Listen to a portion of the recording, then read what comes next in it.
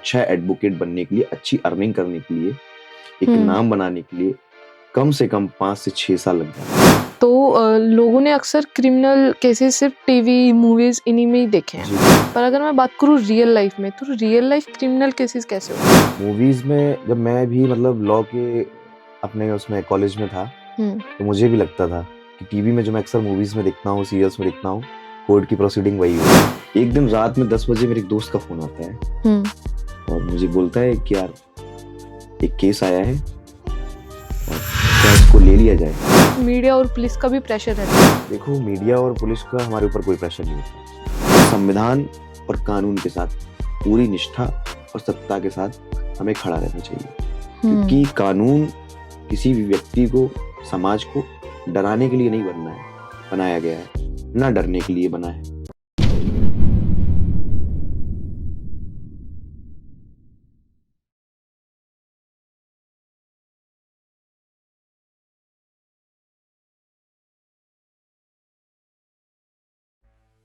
जिंदगी के कुछ सवाल जो हम किसी से कह नहीं पाते, चाहे वो प्यार हो जो समझ नहीं आता, करियर जो रुक सा गया हो, हेल्थ हो जो मन को थका दे, या बिजनेस जो डायरेक्शन मांगता हो। हर प्रॉब्लम का एक सोल्यूशन होता है, बस ज़रूरत है एक सही गाइडेंस की। टीवीटी पर हम सिर्फ बातें नहीं करते, हम पूरे फोकस के साथ काम करते हैं और रूट लेवल पर प्रॉब्लम सॉल्व करते हैं। चाहे हो लव, करियर, हेल्थ, बिजनेस या जो भी सॉल्यूशंस, यहाँ सब मिलेगा। सर्टिफाइड एंड ओरिजिनल, बिना किसी दिखावे के, बिना किसी रिवाज के, जहाँ आपकी डिटेल्स भी कॉन्फिडेंशियल और आपका पैसा भी सेफ। ये सिर्फ एक प्लेटफॉर्म नहीं, ये एक सेफ स्पेस है, सच बोलने का, समझने का और आगे बढ़ने का। तो आइए जुड़ते हैं टीवीटी के साथ, जहां सॉल्यूशन सिर्फ प्रॉमिस नहीं, एक्सपीरियंस होता है। हेलो एवरीवन, मैं पीहूर एक बार फिर से स्वागत है आपका हमारे चैनल पर। आई होप आपको हमारी वीडियोस बहुत ज्यादा पसंद आ रही होंगी। तो आज की वीडियो आप लोगों के लिए और भी स्पेशल होने वाली है, क्योंकि आज हमारी वीडियो में जुड़ चुके हैं एडवोकेट सचिन सिंह। तो hello sir. Hello. So sir, हम सबसे पहले आपकी जर्नी से स्टार्ट करना चाहेंगे कि आपने लॉ फील्ड में आने का कैसे सोचा। एक एज अ एडवोकेट आपने बहुत सी चीजें देखी होंगी लाइफ में, तब आपने एडवोकेट चुना होगा। तो आप जी, एक बार बिल्कुल। अपनी जर्नी के बारे में बता दीजिए हमें। बिल्कुल। मैंने लॉ की मतलब अपना ग्रेजुएशन कंप्लीट करने के बाद मैंने लॉ किया। उस टाइम में मैं बिजनेस देख रहा था।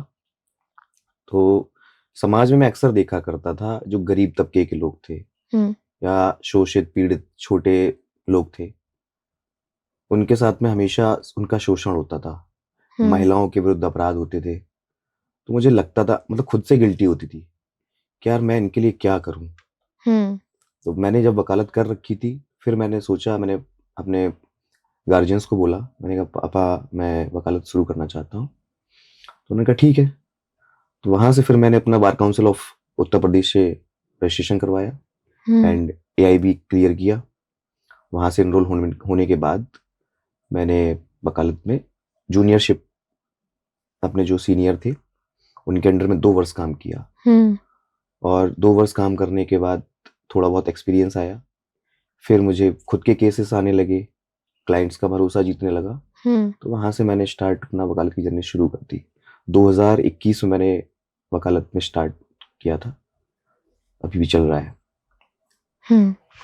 सो सर, मैं बात करूँ क्रिमिनल्स की, आप उसमें भी स्पेशलिस्ट हैं जी।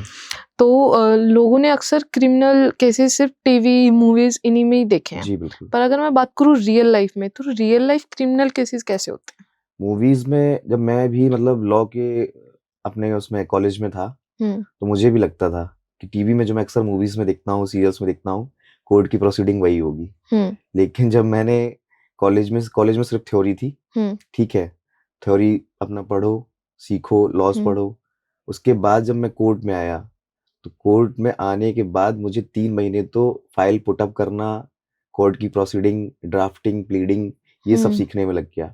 असल जिंदगी में बिल्कुल अलग है, क्योंकि कोर्ट जो मूवीज में होता है, तो वो 1 घंटे 10 मिनट में ही अपना सारा खत्म कर देते हैं कि हाँ जजमेंट हो गया। लेकिन यहाँ पे न्यायालय में कोर्ट की प्रोसीडिंग इतनी लेट होती है, डेट्स होती हैं, बहुत सारी एविडेंस होते हैं, उसके बाद जाके कहीं जजमेंट तक आ पाता है, तो सालों लग जाते हैं। कोर्ट रूम भी अलग होता है, जैसा मूवीज में देते हैं उस तरीके का नहीं होता है, कोर्ट रूम भी अलग होते हैं, तो काफी कुछ अलग है, मूवीज से बिल्कुल अलग है। तो सर अगर हम बात करें अब प्रेशर की, तो काफी प्रेशर बन जाता है क्रिमिनल केसेस में, क्लाइंट बिल्कुल प्रेशर डालता है, बिल्कुल। तो क्या क्लाइंट के साथ साथ मीडिया और पुलिस का भी प्रेशर रहता है?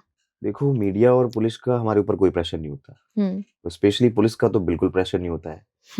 पुलिस जनता की और कानून की सेवक है, रक्षक भी है, और हमें जनता को न्याय दिलाने के लिए काम करना होता है। हम किसी के अंडर में काम नहीं करते हैं। बार और बेंच एक दूसरे के पूरक हैं, जितना पावर बार का है उतना ही बेंच का है, कोर्ट्स का है, क्योंकि बिना एडवोकेट के कोर्ट काम नहीं कर सकता है, और बिना कोर्ट के एडवोकेट काम नहीं कर सकता है। तो मीडिया वगैरह का हमारे ऊपर कोई प्रेशर नहीं होता, हमारे ऊपर क्लाइंट्स का प्रेशर होता है, क्योंकि क्लाइंट्स अपनी एक उम्मीद, लास्ट उम्मीद लेके आता है, एडवोकेट को हायर करता है, पूरा भरोसा उसके ऊपर करता है कि उसको न्याय मिलेगा। इनोसेंट भी होते हैं, दोषी भी आते हैं, लेकिन हमारे लिए जो आता है, हम उनको न्याय दिलाने की जो सही होता है। मैं अपनी वकालत, मतलब हर एक वकील को मैं यही संदेश देना चाहूंगा कि अपनी वकालत में जो भी उनके पास क्लाइंट आते हैं, सच्चाई और ईमानदारी से उसका पक्ष रखें। तो प्रेशर की तो कोई बात नहीं है। सर मैं ऐसी बात करूँ अगर फैमिली केसेस की, तो हम काफी बार देखते हैं कि फैमिली केसेस इमोशनली होते हैं, है ना? बिल्कुल। तो अगर मैं करूँ आपके बैलेंस करने की बात, तो आप इमोशनली और लॉस को कैसे बैलेंस करते हो फिर उस टाइम पे फैमिली केसेस में? हम भी इमोशनल, हम भी फैमिली वाले हैं, तो हमारे भी इमोशंस हैं। बाकी क्लाइंट की चीजें हम सुनते हैं, उसके साथ में क्या हुआ है और कैसी फैमिली से बिलोंग करता है वो, क्या क्या चीजें वो फेस कर रहा है, तो उसको हम सिंपैथी भी देते हैं। और कभी कभी क्लाइंट्स इतने ज्यादा गरीब होते हैं कि उनके पास फीस देने के लिए पैसे नहीं होते हैं, तो वो रो देते हैं, तो वहां भी हम भी इमोशनल हो जाते हैं। लेकिन अदालत में इमोशनल नहीं चलता है। अदालत में तो जो आपके विटनेस हैं, एविडेंस है, उन्हीं पे सारा कुछ होता है, उन्हीं पे आपको जजमेंट्स होते हैं, उन्हीं पे ऑर्डर्स होते हैं। तो क्लाइंट्स को तो हम सिंपैथी दे देते हैं कि हाँ ठीक है, सच के साथ खड़े होते हैं। तो सर मैं अगर बात करूं कि हर कोई क्रिमिनल बचपन से तो होता नहीं है, वो कुछ उसके साथ ऐसी हादसे हो जाते हैं या तब जाके वो क्रिमिनल बनता है। बिल्कुल। तो अगर मैं आपके नजरिए से पूछना चाहूँ तो आप कब क्रिमिनोलॉजी के बारे में पूछना चाहती हैं? हाँ जी। क्रिमिनोलॉजी का मैंने स्टडी की अपने, मतलब जब मैं लॉ की स्टडी कर रहा था, तो वहां पे मैंने सीखा कि अपराध कैसे होता है, कौन करते हैं अपराध, और अपराधी कैसे बनते हैं, और अपराध को रोका कैसे जाए। तो अपराध की कई प्रवृत्तियां हैं, कई नेचर हैं। अपराधी जन्मजात नहीं होते हैं, बच्चे नहीं होते हैं। अपराध की 4 प्रवृत्तियां हैं जो मैंने स्टडी की है। एक होती है परिस्थितिवश। कभी कभी हम लोगों के सामने ऐसी परिस्थितियां बन जाती हैं कि हम अपराध करने को मजबूर हो जाते हैं, ना चाहते हुए भी हमें अपराध करना पड़ता है। मान लीजिए हमारे पास कोई हमला कर रहा है, तो अपना डिफेंस करेंगे ना, और डिफेंस में हम सोच के नहीं करते कि नहीं मुझे इसके हाथ में मारना है या सिर में मारना है, हमें जो समझ में आता है उस वक्त हम वो कर देते हैं। तो वो परिस्थितिवश अपराध होता है। दूसरा होता है इरादतन और पेशेवर। उनका पेशा ही है, गिरोह बना के जो अपराध करते हैं, चेन स्नैचिंग करते हैं या माफिया होते हैं, लूटपाट करते हैं, तो वो इरादतन और पेशेवर होते हैं। तीसरे होते हैं जुवेनाइल, जो बच्चे होते हैं, माइनर होते हैं, माता पिता की कमी के कारण देखभाल नहीं करते हैं, बच्चों को टाइम नहीं दे पाते हैं। कभी कभी बच्चों की अशिक्षा, अज्ञानता, या हमें यही नहीं पता होता है कि हमारे बच्चे किस दिशा में जा रहे हैं, क्या कर रहे हैं। और आजकल तो आपने देखा होगा मेट्रो सिटीज में बच्चे बहुत ज्यादा नशे की लत में लगे हुए हैं, तो हमें अपने बच्चों को देखना चाहिए। तो बच्चों से अपराध होते हैं। ठीक है, तीसरा होता है जो सबसे लास्ट का है, वो होता है व्हाइट कॉलर अपराधी, जो पढ़े लिखे लोग होते हैं, या हम कह सकते हैं जो दुराचार और भ्रष्टाचार में लिप्त होते हैं। अक्सर आपने देखा होगा, वर्किंग प्लेस पे देखा होगा, पुलिस में भी देखा होगा। हमारे कोर्ट के न्यायिक प्रक्रिया है उसमें जो कर्मचारी होते हैं उनको आपने देखा होगा कि मतलब वो व्हाइट कॉलर अपराधी होते हैं, बाद में जब उनके राज खुलते हैं तो जेल जाते हैं, सजा होती है। बिल्कुल। तो अपराध की क्रिमिनोलॉजी में हमने यही, और इसको रोकने के लिए मेन भूमिका होती है पुलिस की और माँ बाप की और हमारे समाज की। तो हमारी जिम्मेदारी है कि हमें कानून के बारे में प्रत्येक व्यक्ति को आज के समय में पढ़ना चाहिए और जानना चाहिए कि समाज में अपराध कैसे रोकें, कानून को इतना कठोर बनाना चाहिए और त्वरित न्याय दिलाना चाहिए जिससे कि अपराध रुक सके। तो सर अगर मैं ऐसी बात करूँ फैमिली केसेस में लेके, तो डाइवोर्स, डोमेस्टिक वायलेंस, ये सारी चीज़ें हमें फैमिली केसेस में देखने को मिलती हैं। तो अगर मैं इसमें गलती की पूछूं तो इसमें सबसे ज़्यादा गलती कपल्स क्या करते हैं या उनकी क्या गलती रहती है? कपल्स की मेन गलती होती है कि वो एक दूसरे को समझते नहीं है, चाहे हस्बैंड हो या वाइफ हो। जब हमारी शादी हुई है, हम रिलेशनशिप में हैं या हम घर में साथ में फैमिली के साथ रह रहे हैं, तो हमें फैमिली को लेके भी चलना है। हमारे लिए पेरेंट्स भी फर्स्ट हैं और लड़की भी अपना घर छोड़ के, अपने पिता का घर छोड़ के आपके भरोसे आ रही है। तो हमारी लायबिलिटी बनती है कि हम लड़की को नीचा ना दिखाएं। कभी मेन रीजन तो यही होते हैं कि लड़की को नीचा दिखाना, या हम सोचते हैं कि लड़की जो जिससे हमारी शादी हुई है वो आत्मनिर्भर ना बन जाए, है ना। तो यही मेन रीजंस होते हैं फैमिली डिस्प्यूट्स के। और डाइवोर्स की बात करें तो डाइवोर्स के केसेस में बहुत टाइम लगता है। कभी कभी केसों में 10 से 12 साल लग जाते हैं, लोगों की लाइफ बर्बाद होती है। तो मैं डाइवोर्स के लिए तो लोगों के लिए यही संदेश देना चाहूंगा कि आप शादी करते हो या किसी से प्यार करते हो तो आपको एक दूसरे को समझना चाहिए। और डाइवोर्स लेने से सिर्फ जिंदगियां बर्बाद होती हैं, घर बर्बाद होते हैं। आज के टाइम में डाइवोर्स एक खेल बन गया है, गेम बन गया है।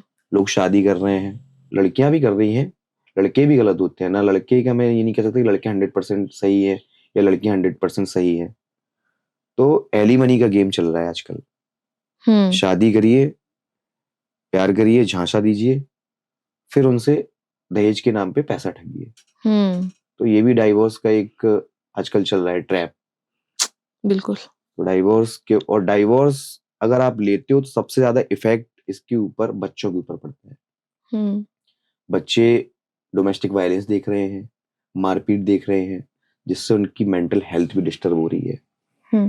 पर सर हम है ना बहुत बार सुनते हैं काफी लोगों से, आपने भी सुना होगा कि कहते हैं कोर्ट के चक्कर में नहीं पड़ना चाहिए। बिल्कुल। चक्कर लगा लगा के पागल हो जाओगे, कोई सॉल्यूशन नहीं मिलेगा। तो ये सच है या मिथ है, क्या है? बिल्कुल मिथ ही है ये।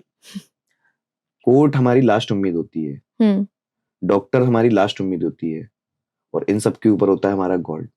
जब हमें कहीं भी समझ में नहीं आता तो हम लास्ट में गॉड के पास जाते हैं। कोर्ट में जो न्यायाधीश होते हैं, जो जजेस होते हैं, उनको आपने एक शब्द सुना होगा, माय लॉर्ड, योर लॉर्डशिप। उनको हमने भगवान का दर्जा दे रखा है। क्यों? क्योंकि वो किसी भी व्यक्ति के, किसी भी परिवार के जिंदगी और मौत का जजमेंट करते हैं, फैसला करते हैं कि ये इनोसेंट है या ये गिल्टी है। और रही बात कोर्ट के चक्कर लगाने की, तो ऐसा नहीं है कि कोर्ट के चक्कर लगाने पड़ ही जाएंगे।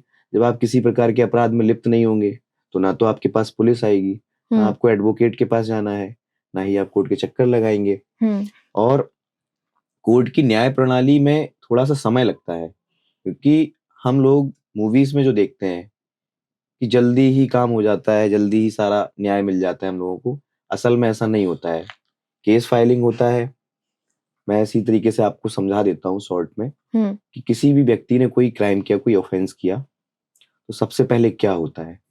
सबसे पहले पुलिस जो ऑफेंस का प्लेस है वहां जाती है, वहां पे वो इन्वेस्टिगेशन करती है, एफआईआर होती है। एफआईआर के बाद जो अपराधी होता है या जो दोषी है, लगता है कि जिसके ऊपर आरोप लग रहा है, तो उसकी अरेस्टिंग होती है, इंटेरोगेशन होता है। देन उसके बाद चार्जशीट दाखिल होती है, आरोप पत्र, जिसमें सारा लिखा जाता है कि कैसे क्या हुआ, कैसे पकड़ा, सारी चीजें आती हैं उसमें। उसके बाद होता है charge framing. Charge framing court की एक प्रक्रिया है। पुलिस ने जो सेक्शंस लगाए हैं सही लगाए हैं, या जो इसने अपराध किया है, जो उसकी चार्जशीट में आया है, उसके अकॉर्डिंग क्या चार्ज इसके ऊपर धाराएं सेक्शंस बन रही हैं, वो चार्ज फ्रेमिंग होता है।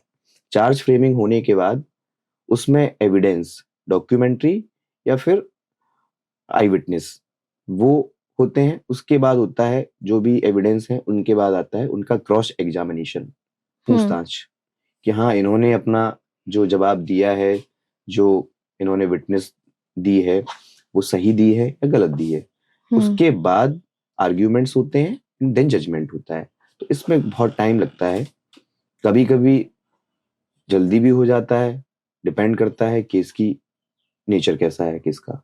बाकी ऐसा नहीं है कि कोर्ट की प्रक्रिया बहुत लेट है, ये नहीं है, या कोर्ट के चक्कर नहीं लगाना चाहिए, क्योंकि लास्ट होप कोर्ट ही होता है। लोग अक्सर कहते हैं जब कहीं पे भी उनको हल नहीं मिलता है, सॉल्यूशन नहीं मिलता है, या जब कहीं उनकी सुनवाई नहीं होती है, तो लोग अक्सर यही कहते हैं I will see in court. तो कहीं ना कहीं ये तो निश्चित है कि कोर्ट में हमें न्याय मिलेगा। Right sir. तो सर अगर मैं बात करूं, जो बच्चे 11th-12th में हैं और वो इन फ्यूचर अपना फ्यूचर एडवोकेट बनने में देख रहे हैं, बिल्कुल, तो वो अपनी जर्नी कैसे स्टार्ट करें, उन्हें क्या बिल्कुल, करना चाहिए? आफ्टर 12th भी हम एडवोकेट के लिए स्टडी कर सकते हैं, लॉ के लिए। BLLB 5 years का होता है, और अगर हमने ग्रेजुएशन कर लिए तो 3 years का प्रोग्राम होता है। उसके बाद हम मास्टर्स भी कर सकते हैं, LLM कर सकते हैं, PhD भी कर सकते हैं, डॉक्टरेट। तो हमने जैसे कि मैंने ग्रेजुएशन के बाद 3 साल का कोर्स किया, स्टडी की। उसके बाद फिर मैंने एग्जाम दिया AIB का एंड एनरोल्ड हुआ, एंड आफ्टर दैट फिर मैं एज एन एडवोकेट एनरोल्ड हो गया। क्योंकि आप स्टडी करके आते हो तो आप लॉयर हो सकते हो, एडवाइस दे सकते हो, लेकिन कोर्ट में आप खड़े नहीं हो सकते, क्योंकि उसके लिए bar council of India, bar council of Uttar Pradesh, जिस भी स्टेट से आपने लॉ का एग्जाम या स्टडी करी है, जहां भी आप रहते हो, वहां का एग्जाम दे करके पंजीकृत करा करके आप एडवोकेट खड़े हो सकते हो। और एडवोकेट में भी कई तरीके होते हैं, क्रिमिनल होते हैं, सिविल होते हैं, टैक्सेशन के होते हैं, और कॉर्पोरेट सेक्टर में भी आप जा सकते हैं। लीगल एडवाइजर काफी सारी रेपुटेटेड फर्म्स हैं इंडिया के अंदर, उनमें भी आप काम कर सकते हो। तो सर जैसे हम काफी उन बच्चों से सुनते हैं, कहते हैं कि चैम्बर्स जो बनते हैं या मिलते हैं, या यंग लॉयर्स को बहुत सारी प्रॉब्लम फेसेस करनी पड़ती है। हाँ, उस टाइम बहुत सारी प्रॉब्लम फेसेस करनी पड़ती है, तो उसका क्या सॉल्यूशन हो सकता है? उसका सॉल्यूशन मैं आपको बताता हूँ। जब कोई व्यक्ति एज एन एडवोकेट इनरोल होकर के नया नया आता है, सबसे पहले तो वो इंटर्नशिप करता है। उसके पास नए क्लाइंट्स तो होते नहीं है, उसको कोर्ट की प्रोसीडिंग भी नहीं पता होती है, डॉक्यूमेंट्स ड्राफ्टिंग कैसे करनी है वो नहीं पता होता है। तो सीनियर्स जो एक्सपीरियंस लॉयर होते हैं, जो पहले से काम कर रहे होते हैं, उनको हायर करते हैं, उनको रखते हैं, क्योंकि टाइम वेस्ट नहीं होगा, नए को सिखाना पड़ेगा। और दूसरा सबसे जूनियर के लिए सबसे कठिन है कि अगर आपका बैकग्राउंड मजबूत नहीं है तो फिर आपके लिए बहुत मुश्किल हो जाता है। क्योंकि मैंने भी 2 से 3 साल बिना अर्निंग के काम किया है। डेली का मतलब कहना पड़ता है मुझे 200, 300, 500 तक में लोग काम करते हैं, तब जाके मतलब आपको एक अच्छा एडवोकेट बनने के लिए, अच्छी अर्निंग करने के लिए, एक नाम बनाने के लिए कम से कम 5 से 6 साल लग जाते हैं। और वहां सबसे ज्यादा होता है धैर्य। तो जूनियर्स के लिए सीनियर्स को मनाना, उनके पास जाना, मैंने भी जब अपनी जर्नी स्टार्ट की तो मेरे जो सीनियर थे उनके पास लगातार मैं 15 डेज केवल चैम्बर में मिलने जाता था, सर मुझे आपके साथ में काम करना है। ठीक है, उन्होंने यही कहा कि कमर कस लो पहले अच्छे से, देख लो। लोग भाग जाते हैं, ज्यादा नहीं टिक पाते हैं। हाँ, होता है अक्सर ऐसा, जब अर्निंग नहीं होती है तो लोग भाग जाते हैं। कभी कभी समझ में भी नहीं आता कैसे काम करना है, कभी कोई दिशा समझ में नहीं आती हम कौन से फील्ड में काम करें। जूनियर्स के लिए बहुत ज्यादा टफ है ये। बाकी जूनियर्स को मैं यही कहूंगा कि अपने जो सीनियर हैं, अर्निंग को छोड़ दें आप, क्योंकि जब आप अच्छे से काम करना सीख जाएंगे 2-4-5 साल में तो आपको क्लाइंट्स भी मिलेंगे। और सबसे ज्यादा होता है कि हमारा व्यवहार, लोगों तक हमारा क्या व्यवहार जा रहा है, कि हाँ इनका नेचर कैसा है, कैसे ये काम करते हैं, ये लॉयल है अपने काम के प्रति कि नहीं है। ये चीज मेन फैक्ट्स हैं। जब आप अपना काम पूरी ईमानदारी से करेंगे, सीखेंगे, तो निश्चित तौर पे आप सक्सेसफुल हो जाएंगे, अर्निंग्स भी आएंगी। तो सर मैं बात करूँ केसेस को लेकर, तो आपके लाइफ में कभी कोई ऐसा केस आया है जिस सोचकर आपको भी लगा हो कि ये तो बहुत क्रिटिकल केस है, या थोड़ा बहुत आपको भी सोचना पड़ा हो उसके बारे में? बहुत सारे केसेस आते हैं क्रिटिकल। सबसे पहले मैं एक अपना एक्सपीरियंस शेयर करता हूँ।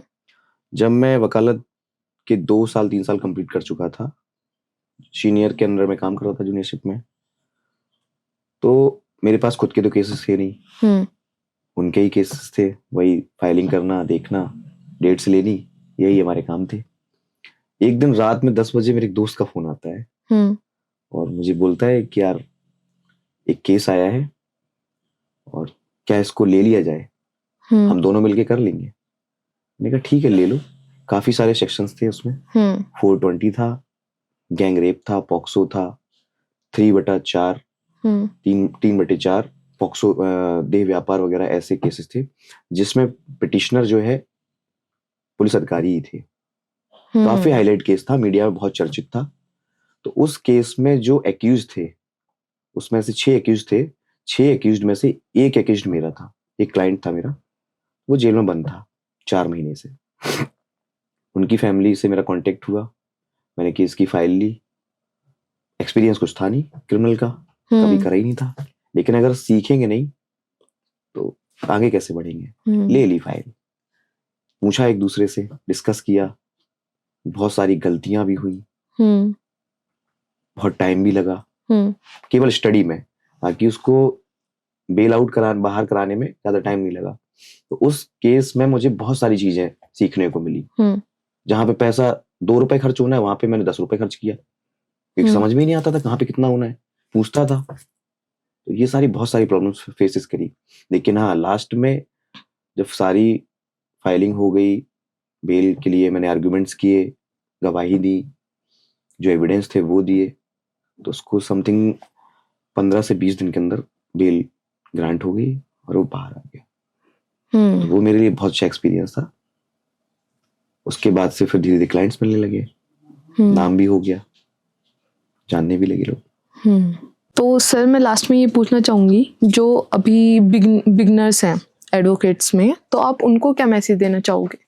हाँ, उनको या समाज को? हाँ, दोनों को ही। बिगनर्स को मैं यही संदेश दूंगा कि आप लॉ की अच्छे से पढ़ाई करिए और स्टार्टिंग में पैसा कमाने की ना सोचिए, क्योंकि लोग नए नए आते हैं तो वो ये सोचते हैं यार मुझे पैसा और पावर बहुत जल्दी, नाम कमाना है, बहुत जल्दी पैसा कमाना है। राइट। तो वकालत में ऐसा नहीं हो पाता है। ना तो आप बहुत जल्दी नाम कमा सकते हैं, ना ही आप पैसा कमा सकते हैं। और दूसरा, एक वकील का कर्तव्य, उसका फर्ज, और लोगों के लिए एक मैं संदेश देना चाहूंगा कि वकील ईमानदार होना चाहिए अपने पेशे से। सिर्फ पेशा ही नहीं कि नहीं वकालत ही, अपने पेशे से, अपने पेशे के प्रति, अपनी क्लाइंट के प्रति ईमानदारी होनी चाहिए, और संविधान और कानून के साथ पूरी निष्ठा और सत्यता के साथ हमें खड़ा रहना चाहिए। क्योंकि कानून किसी भी व्यक्ति को, समाज को डराने के लिए नहीं बनाया गया है, ना डरने के लिए बना है। कानून और पुलिस और न्यायालय, वकील लोगों की सुरक्षा, न्याय दिलाने के लिए बनाए गए हैं। हम लोग जनता के सेवक हैं, न्याय के पुजारी हैं। लास्ट में मैं यही कहना चाहूंगा, सत्यमेव जयते। जय हिंद, जय भारत।